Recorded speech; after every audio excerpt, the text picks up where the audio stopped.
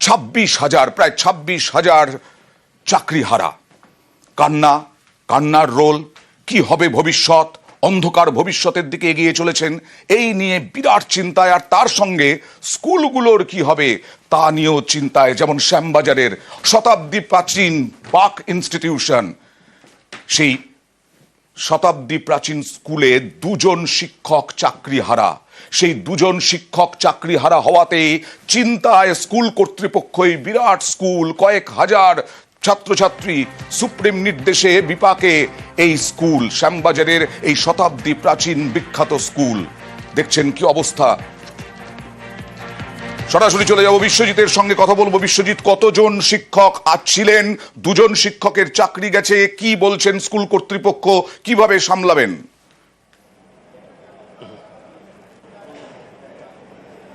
দেখো, পুরোটাই স্কুল কর্তৃপক্ষের উপর একটা চিন্তার ভার। কারণ এই রায়ের পর 33 জন নয় 31 জন শিক্ষক হয়ে যাবেন। একজন 5 সাবজেক্টের, কিন্তু আরেকজন কেমিস্ট্রির টিচার।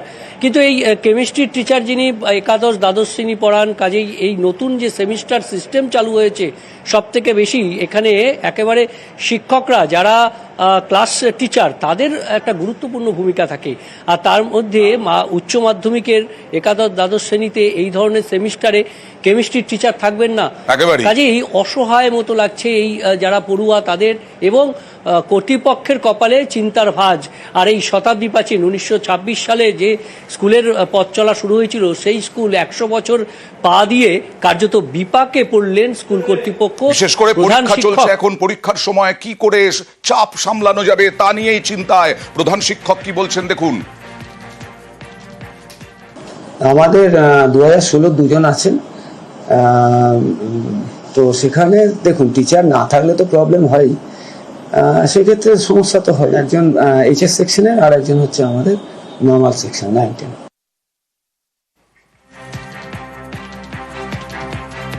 আরে বা, আর কলকাতারই বেলেঘাটার একটি স্কুল দেখাবো, সুরাকন্যা। দেখুন, সুরাকন্যা বালিকা বিদ্যা মন্দির, সেখানে পুরো টিচার্স রুম ফাঁকা। সুরাকন্যা বিদ্যালয়ের সমস্যা এমনই যে টিচার্স রুমই ফাঁকা, একসঙ্গে 3 জনের চাকরি যাওয়ায় রাতারাতি সংকটে এই স্কুল এবং শিক্ষকরাও। পরিবার চলবে কিভাবে? 11-12 ক্লাস নেবেন কে? কম্পিউটারের শিক্ষিকাও চলে যাওয়াতে আরো চিন্তা। কি করে সামলাবেন? সরাসরি কথা বলবো বিশ্বজিতের সঙ্গে। বিশ্বজিৎ, কি বলছেন কর্তৃপক্ষ, কি অবস্থা? একদমই, যে প্রশ্নটা আমরা তুলতে চাই যে এই যে পরিবার, আদালতের রায়ের পর একদিকে শিক্ষকদের 2টো পরিবার, একটা তার নিজের পরিবার, আরেকটা স্কুল। এই স্কুলে যেমন সংকট তৈরি হচ্ছে, তেমনি পরিবারেও সংকট তৈরি হচ্ছে। আর এই সুরাকন্যা বিদ্যালয়ে একজন সিঙ্গেল মাদার রয়েছেন যার চাকরি গেছে, এবং তিনি তার বৃদ্ধ বাবা মা এবং তার একমাত্র সন্তানকে নিয়ে কিভাবে তিনি সংসার চালাবেন। 4 জোড়ার সংসার কার্যত ভেসে যাচ্ছে, এমনটাই প্রধান শিক্ষিকা জানালেন। এবং আরও একজন শিক্ষিকা যিনি সায়েন্স শিক্ষিকা, অর্থাৎ এই একাদশ দ্বাদশ শ্রেণীতে যিনি সায়েন্স পড়ান, সেখানে কম্পিউটার শিক্ষিকা রয়েছেন।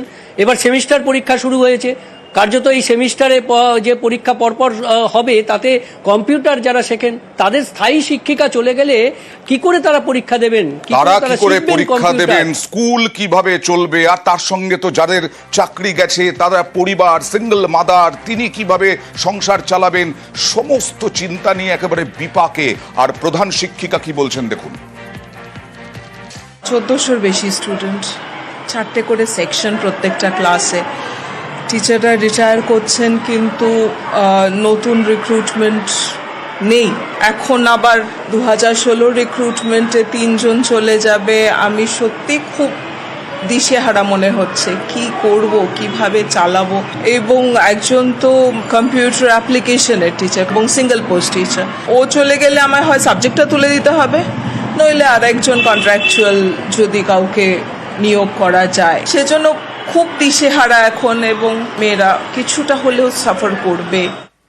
সাবজেক্টটি তুলে দেওয়ার আশঙ্কা প্রকাশ করছেন। আর এটা দেখুন কি সুন্দর একটা স্কুল, ক্লাস 5 থেকে 12 অব্দি, নাগের বাজারের কাছে দমদমে অরবিন্দ বিদ্যা মন্দির।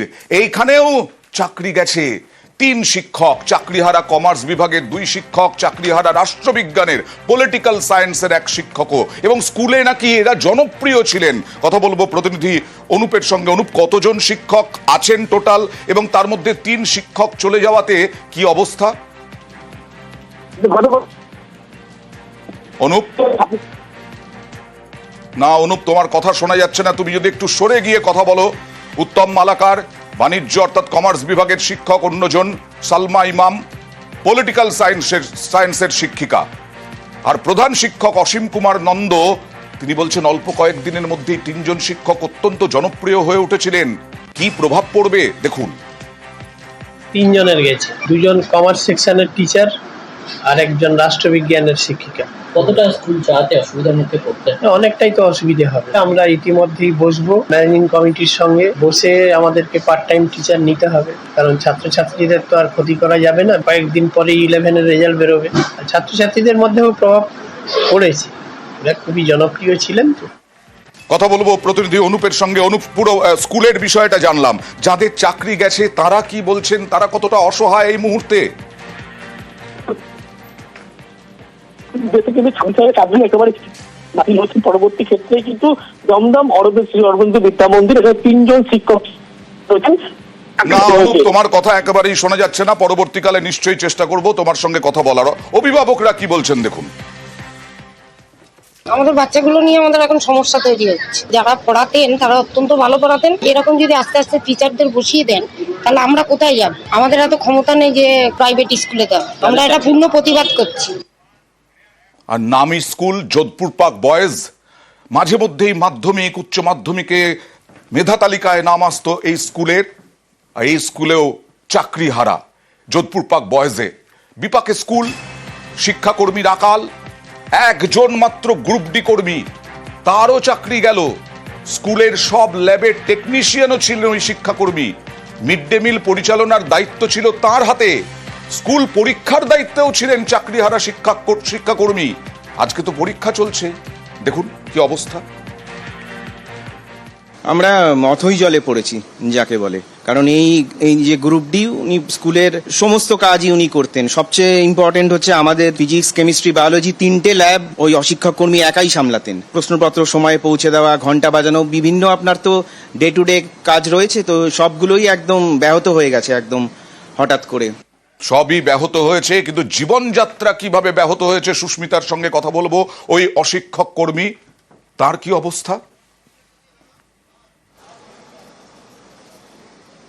দেখো, ওই অশিক্ষক কর্মী তিনি অত্যন্ত মানসিকভাবে ভেঙে পড়েছেন। যেমনটা স্কুলের যারা প্রধান শিক্ষক রয়েছেন, তার যারা সহকর্মী রয়েছেন, তারা যেমনটা জানাচ্ছেন, গতকাল তিনি অন্যান্য দিনের মতো বিদ্যালয়ে এসেছিলেন এবং তার নিত্যদিনের যে কাজকর্ম, সেই কাজকর্ম তিনি সেরেছিলেন। কিন্তু হঠাৎই মাথার উপর বিনা মেঘে বজ্রপাত, তারপরে সুপ্রিম রায়ে তার চাকরি গেল এবং সেই ঘটনা জানার পর তিনি কান্নায় ভেঙে পড়েন। মানসিকভাবে অত্যন্ত বিপর্যস্ত তিনি এই মুহূর্তে, এবং তিনি যদিও তার নাম বা তার যে সামাজিক পরিচয় সেটি তিনি প্রকাশ্যে আনতে চাননি, তার যারা স্কুলের সহকর্মী তারাও প্রকাশ্যে আনতে চাননি।